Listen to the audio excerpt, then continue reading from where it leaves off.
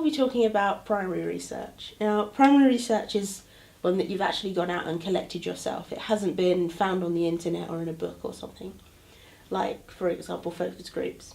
In a focus group, you'll get a few people to discuss a topic or a product with a moderator to help keep them on track.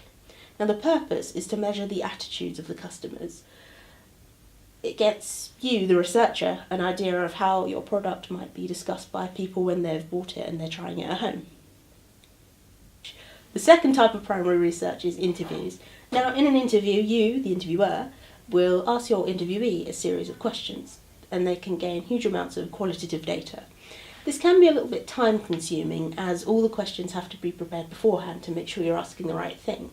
But, as they're very structured, it allows you to compare several different interviews together and compare the answers in order to have the best research.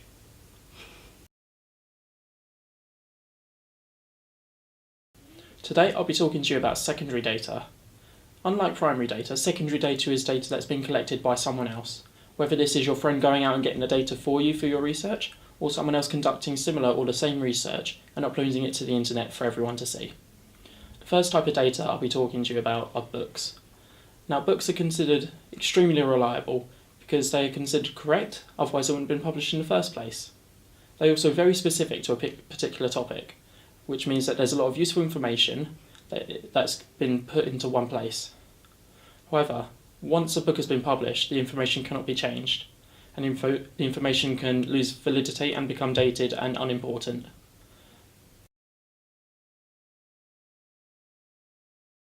The purpose of qualitative and quantitative research is to be able to collect a lot of data efficiently.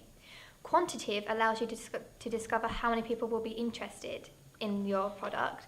Qualitative is the opinions of your audience. Qualitative data can be collected with such things as interviews, reports, and focus groups. These are always in the form of words and never pictures or sounds. Research in the form of quantitative data can be collected from such things as surveys, Barb and Radar.